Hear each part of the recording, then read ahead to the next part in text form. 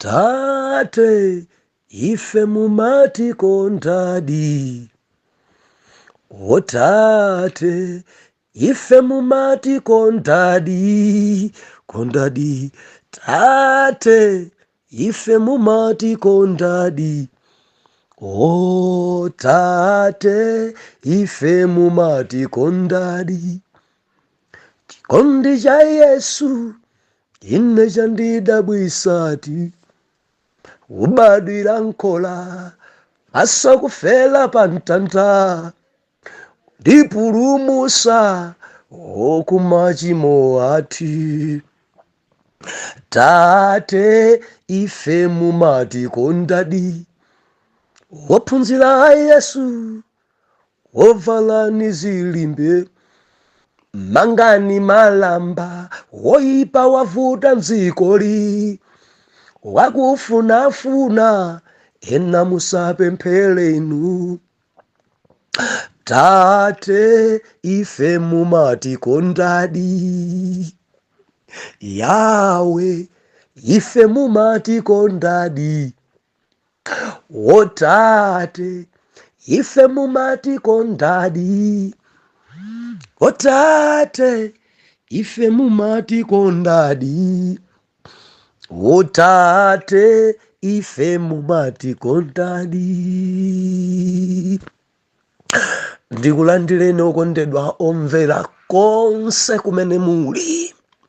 Heneleke Ichale mtumiki wanu believer, lero pa 3 Oktoba 2024, ulendo sabutopiki chikondi cha Mulungu, agape love.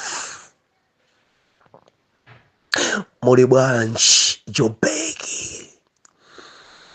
Tunyamuka lero ulendolo wa Mpumalanga, get ready Mpumalanga, Nespreti chakuwaitiliva uko amene muli mbali imeneyi ochokera mu zipembedzo zosiyana-siyana, ngati nkotheka tikumane Sunday maso ndi maso papapa kuwaitiliva kumpumalanga. Jobeki, Grugastop, bye bye. Tidzakumananso pano Monday. Tuwerenge mawu a Mulungu kuchokera m'buku lija la Joshua chapter number 6 and tuwerenga verse number 25. Mawu otsogolera apulumusidwa Lahabi. Verse number 25. Bible likunena kuti, koma Lahabi mkazi wa damayo ndi banja la atate wache ndi onse anali nawo, Joshua anawasunga ndi moyo, ndipo anakhala pakati pa Israeli mpaka lero lino, chifukwa anabisa mithenga imene Joshua anayituma kuzonda Yeriko. Haleluya. Tipemphere. Mulungu odabwisa komanso wamphamvu zonse, tikuyamikani chifukwa cha kuwerengedwa kwa mawu. Lankhulani, dzudzulani, limbikitsani, ndipo tidzamva m'dzina la Yesu. Amen.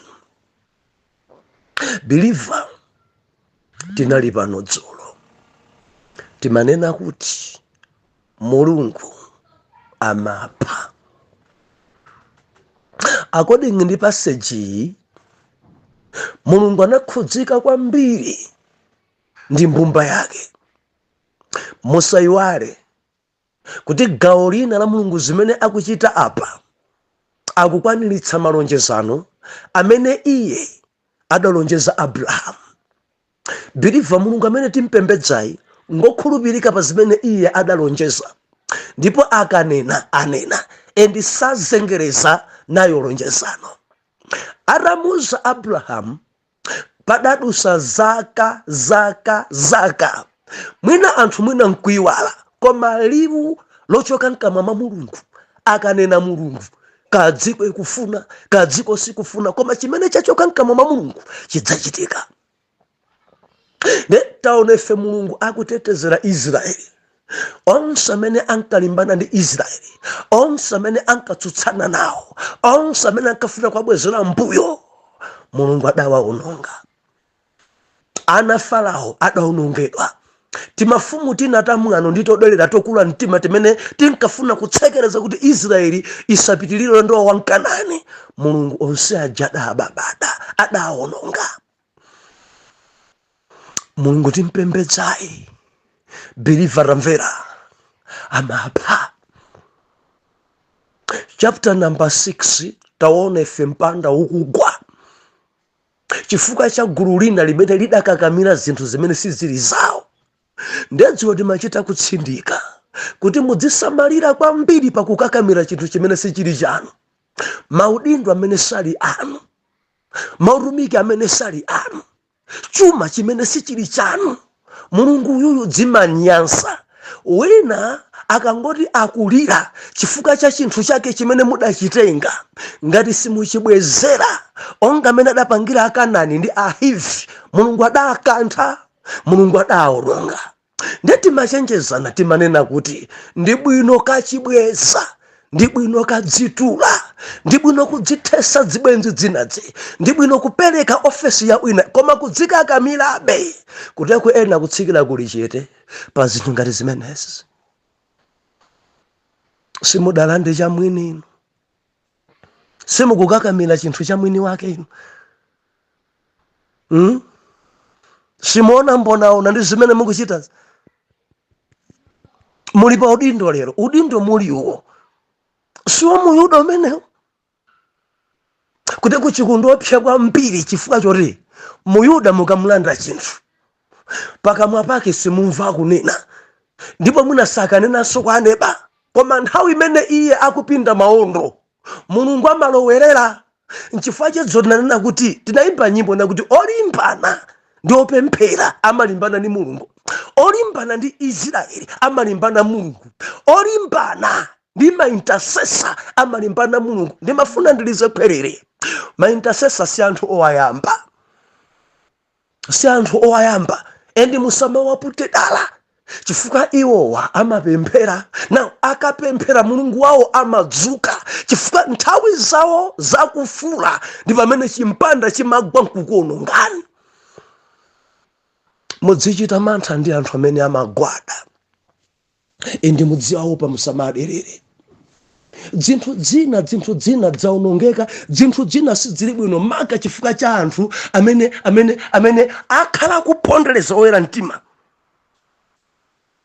Muopeni mulungu, believer muopeni mulungu, amaononga. Muopeni mulungu, muopeni mulungu. Akuti mulungu adachita kusalaza Yeriko, adachita kusalazidwa, chimpanda kugwa kupha, endati kudaphedwa anthu.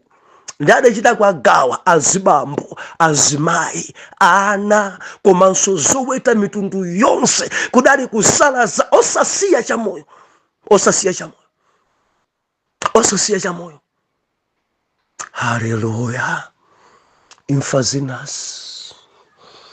Infazinas nzodzipalamula. Mwazunza kwambiri ana mulungu, mwazunza kwambiri opemphera, mwazunza kwambiri ana yawe. Infazinas ndikuti si zonse, koma infazinas zonachita kunenetsana na kuti tiupembedza mulungu amene samakuyansanga, sakuyansanga, komanso akakuyasa chedwa kukhululuka, koma timaseka ndi timene akuyato. Pamakhala chipere, pamakhala chiwonongeko, kanthawi kamene akhumudwa pamakhala chiwonongeko. Haleluya. Lero tikufuna tione apa chikondi cha mulungu. Believer, titanena kuti amapha, lero ndili ndi good news. Mwina ena nkangolira, adalibe chidwi chofuna kumuyandikira. Lero mfando kuzeni kuti mulungu uyuyu ngokonda, mulungu uyuyu ngosamala, mulungu uyuyu ngotetezera, mulungu uyuyu njabena makwesayo. believer tiupembedza mulungu amene amakukonda kwambiri. Mulungu wa Israeli ndi mulungu wa chikondi. Mulungu wa Israeli ndi mulungu okhala side ya ana ake. Mulungu wa Israeli ndi mulungu amene amamenyera nkhondo ana ake. Ndikulimbikitse kadzikwe kukuona bwanji, kadziko yakutaya, kasuma werengedwa, koma uli ndi Yawe amene amakukonda kuposa onse. Amene amakukonda kuposa onse. Mulungu wa chikondi. Believer, mitundu ya chikondi ilipo ingapo. Tindi chikondi cha umunthu. Pali chikondi cha thupi. Sure, ndi pali chikondi cha umulungu. Pacha timati filial love, eros love, ndi agape love. Hallelujah. Now, chikondi cha umulungu chimatchedwa kuti agape love. Pamene chikondi cha thupi, munthu tikamati ichi ndi chikondi cha thupi, ndi chikondi chimene umankonda wina mmene akuonekera. Believer tilonseka kuti kudziko kuno chikondi chimene nchodzaza kunkonda wina mmene akuonekera. Ngakhale mabanja ena adakwatirana ndi mmene akuonekera. Mudzampeza wina nakuti ine ndikufuna mkazi koma mkazi akhale woyera. Ndiye kuti mumtima mwakemwe ali ndi chikondi cha eros love, akunkonda chifukwa cha kuyerako. Nawo kuyera kucha kukatha kudziko kuno believer kuli matenda, zisungu zikumabwera, ende munthu chakangwamba kudwala nkuyamba thupi lonse chakuda bi. Ndi chibanja chimakhala gwede gwede gwede gwede chifukwa chikondi chimene chidalipocho ndi cha eros love. Temodzi mwana Mulungu onkonda wina mmene akuonekera. Mmene akuonekera. Ndikufuna mkazi onenepa. Now mwakwatirana muli mbanja mwamba kudwala, ndi njodo jayamba kupha, mimba jayamba kupha, ayamba kuonda, banja nso imathabari pompo. Eros love. Banja lanu ili pa eros. Chikondi ichi ndi chikondi cha maonekedwe, chonkonda wina cha thupi. Hallelujah. Ndiye pali chikondi china cha umunthu, filial love, kunkonda wina chifukwa cha zinthu zimene ali nazo. Kudziko kuno anthu amatsatana, amakondana chifukwa ali ndi zinthu. Dzikondi zochita kutsatana kuti tikanjere. Ali mgalimoto tinkonde. Galimoto ikanokoka chikondi chimathapompo. Believer munimva kaya ali ndalama akhala brother wanga, akhala friend, ndalama zikatha onse ajabalala. Ndikunena ndi wina kundivomereza, abusa ndili pa ntchito yapamwamba ndidali ndi anzanga. Anthu amabwera sa abigi. Lero ntchito ija idatha, lero ndalama zidatsika, onse ajabalala sakupezekanso. Filial love. Amakutsata zako zikamaenda, amakukonda kuti akudyere, amakupasa dzimayina dzatsopano, munthu wankulu, abigi, mumarimirira chifukwa chakuti uli mkanthu. Hallelujah. Ndi angati amene akundivomereza pano abusa. Andithawa, atatha kundikwangwanula, atatha kundikokota, atatha kundintsonsona, ndichize watu chimenechi chomkwangwanula nacho wina. Zonse zitatha bale onse ajadathawanso zi. Filial love. Chifukwa cha karundu, chifukwa cha zinthu. Banja ta mba business tentinkonde, ali ndi shop tentinkonde. Lero shop adatseka, sakuonekanso amunacha. Haleluya. Lero tifuna tuone agape love, chikondi cha umulungu chimene sichiyang'anira chuma, chikondi cha umulungu chimene sichiyang'ana maonekedwe, chikondi cha mulungu kandi wakuda, kandi wonenepa, kandi wowonda, kandi woyera. Chikondi cha umulungu sichiyang'ana kuti kodi ngwa galimoto kapena libe galimoto, koma chikondi cha mulungu chotchedwa kuti agape love. Agape love. Ndimafuna ndilize pherere. Believe Mulungu amakukondani kwambiri. Ndaonera apa. Tawerenga passage. Hule. Lahabi hule. Amene adaononga mabanja. Lahabi hule. Amene ngakhale zovala zake ankavala zogonedwa. Mulungu uyuyu atatembenuka mtima. Believe tukamba za agape love.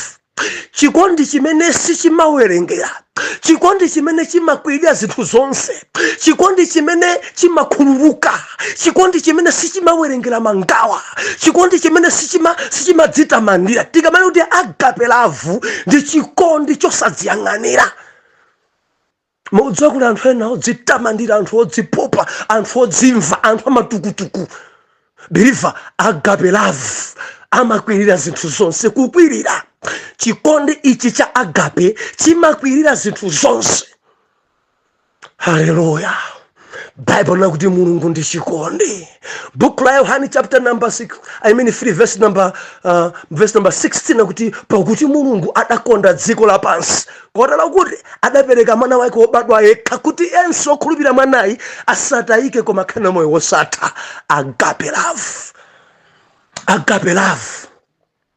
Believer, tupembedza mulungu wokonda amene sawerengera tchimo, amene sasunga mangawa, amene amatikonda wina aliyense 100%. Nimafuna ndinene pano poyera Afrika ndimvetsere kwa mwana wa mzungu tamvera. Mulungu amene timpembedzaye ngwa chikondi chenicheni agape love ndiye kuti mulungu amakonda wina aliyense pa dziko pano 100%. Ndi 100%. Mundimva mwana Mulungu. Mulungu amakonda tonse. Ndibwereze ponena kuti intercessor ndi hule. Mulungu amakonda onse aja 100%. Palibe zoti intercessor ninkonde 100 hule ninkonde 40 amene si mulungu. According ndi 3:16 wa book la Yohane, mulungu amatikonda tonse mofanana. Tamvera na bishop. Mene mulungu amakukondera na bishop, apostala. Amakukonda ni mulungu 100%. And in fiti mulungu amankonda so 100%. Pamene pandi pabwereze.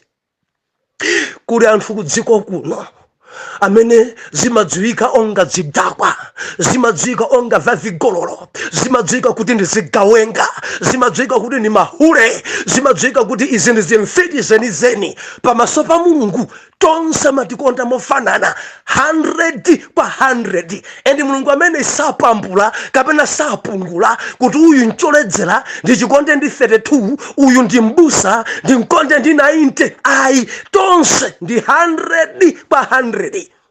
Mwatini mafandi kulimbikitsani mahule nonse mulungu amakukondani. Mundimva zimfiti nonse mulungu amakukondani. Nchifukwa chache Yesu adabwera. Chikondi cha Mulungu. Adakuferani mulu wochimwa. Chikondi cha Mulungu. Adazunzika pa mtanda. Chikondi cha Mulungu 100%. Ndi palibe chimene mudachita. Palibe chimene mudachita. Mudaperekanji kuti Yesu abwere? Mudaperekanji? Aneneri anzanga mudaperekanji? Palibe ngakhale chimodzi. Ndi ntchito ya pa mtanda ekha kudzipereka kuti apulumutse dziko 100%. Aliyense mulungu amankonda choncho. Haleluya. Koma kupulumuka ndi nkhani ina. Kapa mundimvetsera dziko kaya. Chikondi cha mulungu chili pa aliyense 100%. Koma kupulumutsidwa ndi pamene ukhulupirire Yesu before kumwalira. Ndi pabwereze Yohane 3 verse number 16. Pakuti mulungu adakonda dziko lapansi kotero kuti adapasa mwana wake obadwa yekha pamenepo kuti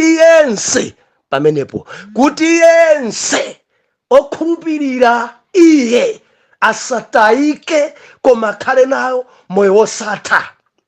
Mulungu atatikonda 100 kwa 100 kuti tipulumuke pali chinsinsi choti tichite. Mulungu atatikonda 100% kuti tilowe mparadizo. Mulungu ayikhapo ki, and ki amene Mulungu amuyika ndi ukhulupirire Yesu before kumwalira. Kubwera kwa Yesu ndi chikondi cha 100 kwa 100, and sadaone kuti ndinonenepa, sadaone kuti ndinoyera, sadaone kuti muli ndalama, sadaone kuti muli mkalimoro. Yesu adatumizidwa ku dziko kuno pa onse oyera, akuda, achuma komanso osauka. Adabwera Yesu pa chikondi cha Mulungu 100% pali Yesu obezeka ku dziko now. Koma kuti munthu apulumutsidwe ndi pamene avomereze Yesu otumizidwa mwa chikondiyo kuti ndi Ambuye. Ndibwereze bwanji.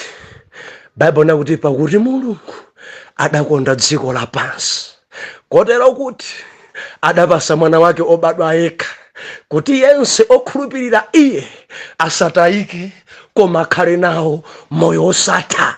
Kuti yense okhulupirira iye asatayike koma akhale nawo moyo osatha. Kapena kuti yense olandira iye asatayike akhale nawo moyo osatha. Believer, ku dziko kuno anthu akumwalira. Mulungu akuwakonda 100 kwa 100, koma ngati akumwalira alibe Yesu kumwamba sakalowa, koma amwalira Mulungu akuwakonda. Ndimati ndinene kwa inu amene mukuhulabe, Mulungu amakukondani kwambiri, tamverani. Koma chenjezo langa nali musamwalire mukugonedwabe, musamwalire mukuononga mabanja aeni. Pamene mukumwalira mukhale mutatembenuka mtima onga Rahabi. Bible inena kuti mzimayi uyu Hule amene nyumba yake adamanga pamwamba pa mpanda, amene ndalama zache ankazipeza chifukwa chakugonedwa, amene masuti yache ankabwera chifukwa cha amuna chigololo. Mzimayi uyuyu ataona amithenga adakhulupirira, ataona amutenga adasintha, ataona amithenga azonda amene adawaruma Joshua akuti adabisa, adawatetezera mpaka adanena kuti mundikumbukire. Chifundo ndachita chimundikumbukire. Nyumba ya Atate wanga mukumbukire. Ndi azonda anati ukauza bare yako adzakhale nyumba muno, ukauza mmu yako adzakhale nyumba muno, ukauza cousin adzakhale nyumba muno. Aliyense okhala nyumba muno apulumuka, koma aliyense okhala kunja kwa nyumba ino zikamuonekera ndi zache. Modzi wa chimene chidachitisa kuti Rahabi apulumuke, chikondi cha Mulungu. Mulungu sadawerengere kuti Rahabi agona ndi amuna ngati. Mulungu sadawerengere kuti Rahabi abera amuna ngati. Mulungu sadawerengere kuti Rahabi anamiza anthu angati. Koma adaona mtima ogonja, kupepesa, kukopeka, kukhulupirira. Adati bwa anthu adziko lino asungunuka, Mulungu wanu ni Mulungu woopsa, mundikumbukire. Mwine musanditenthe, mundikumbukire. Pamene mukudzapulumusa, mukudzatenga malo anu, mundikumbukire chifukwa ndakuchitani chifundo, ndakubisani, ndakutetezerani, simudaphedwe. Haleluya. Ndikulankhula kwa wina wake, ndimafuna ndinene ichi kwa nonse amene mukuyendabe ndi dziko. Mulungu amakukondani. Mulungu amakukondani. Bwerani kwa iye kukufunani. Simudachedwe, simunachedwe bwerani, simudachedwe Mulungu pano kukuyembekezerani, simudachedwe siyani, lekani. Kamwa panthu angati, kamwa di anthu angati, kamwa chosanchitwa anthu angati, kamwa gonana ndi anthu angati, kamwa gawa matenda kwa anthu angati. Mulungu sakuwerengera, amawerengera kugonja ndi kupepesa kwanu chifukwa iyeyi ali mchikondi cha agape. Chikondi cha agape amafafaniza samakumbukanso, afafaniza, afafaniza, afafaniza, afafaniza, Yesu afafaniza chimo, afafaniza sakumbukanso chimo lofirabwa, afafaniza lofila ngati kapesi, afafaniza. Believer, uli nchimo yofira bwanji oposa Rahabi? Wachitanjiwe ungapose Paulo? Wina ulikakaka ndikapita kwa Mulungu, Mulungu ameneyi ndikuti akandigenda ndikapita. Ndifuna ndikuchenjeze, ndikudziwise, tamvera vumbulutso ili. Jehova manja ngorambasula kuti akuhage pamene ukupepesa. Jehova akukudikirira, sakuwerengera tchimo lako. Jehova amafafaniza endi samakumbuka ka machimo ofira, kadali dzokuda, kadzira dzikulu ukangobwera nkupepesa. Mulungu amafafaniza. Muyang'aneni Rahabe. Muyang'aneni Rahabe.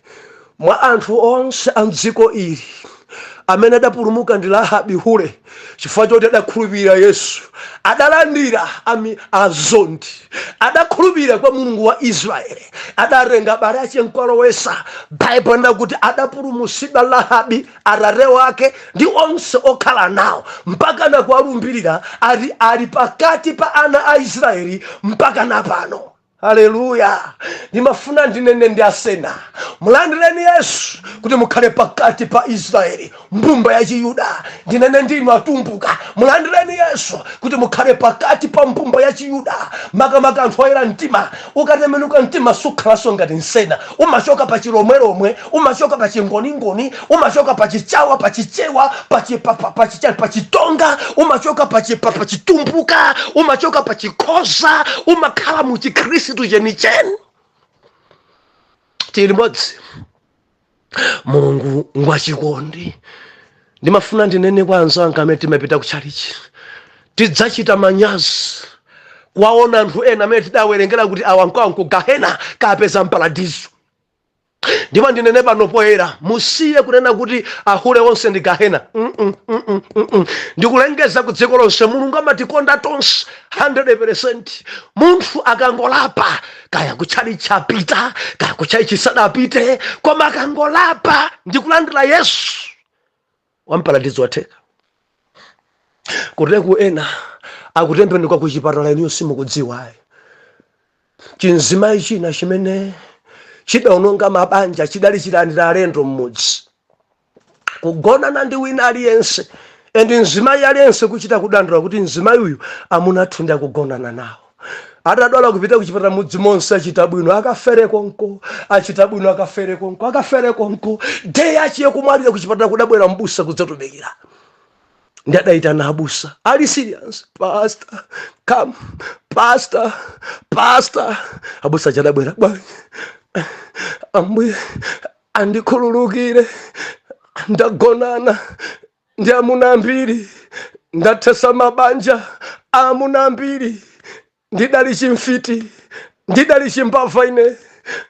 Pastor, pastor, pastor. Pomwe pabusa, okay, tipemphere. Nena na Ambuye Yesu, ndikutula nkhawa zanga pa inu, mundikhululukire. Iye nkumatsara, mundikhululukire, ndikuzisiya pa inu, mu dzina la Yesu, amen. Mu dzina la Yesu, amen. Na second kana amwalira believer agape love, pomwepo ni mparadiso. Ripoti kufika mudzi banja ndi hule amwalira achita bwino, hule afa munathu tianjoye. Kufika mudzi mwambo wa maliro kuchita kuthamangisa.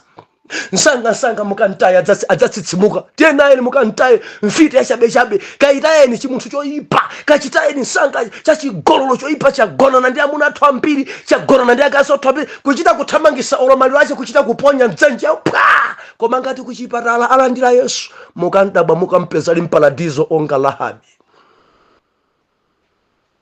Tironsana Mulungu, tiupembedza Mulungu wokonda, amene amafafaniza, amene amakhululuka. Ndimafunda ndichenjeze mochita kudandaulira dziko. Bwerani kwa Ambuye kukufunani. Bwerani kwa Ambuye kukufunani amakukondani. Mulungu afuna kuhageni. Mulungu afuna kuvekeni mphete mbachikondi sakuwerengera kupulupudza kwanu. Mulungu mbachikondi sakuwerengera kukula mtima kwanu. Tabwerani. Agape love adzakukumbatirani. Agape love adzaiwala machimo anu. Agape love adzaiwala zonse, ene mudzalo wa mparadiso. Amakukondani Mulungu. Amakukondani Mulungu. Achimwene musachedwe ndi zimenezo, tabwerani kwa Yesu. Amakukondani Mulungu. Asisi lekani dzikuchedwesani zimenezo, mudzakhala mukugonedwa bendi amuna ine mpaka naliti. Bwerani kwa Yahweh akukufunani, musadafe mupite mparadiso. Kumwamba nkwabwino, kumwamba nkwabwino kuposa pa dziko pano. kumwamba nkwabwino kuposa ku UK, kuposa ku America, kuposa ku South Africa.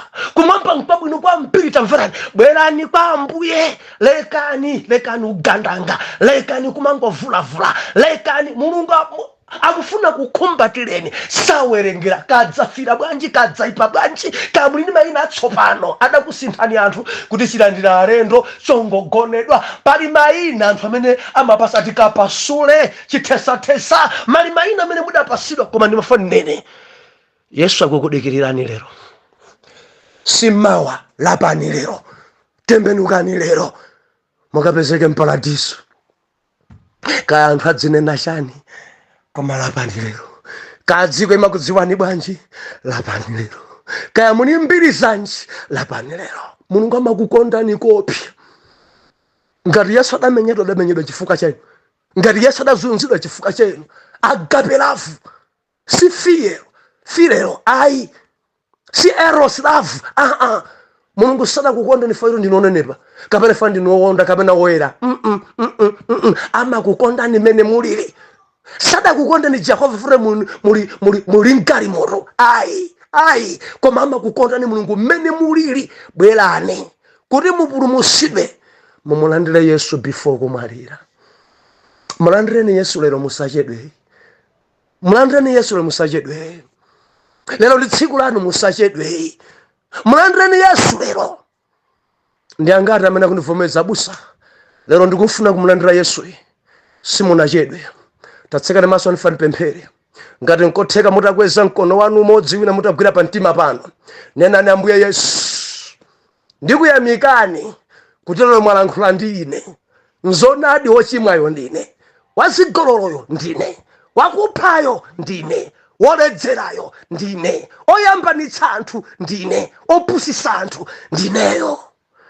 Arare ndikhululukireni, mufafanize machimo anga.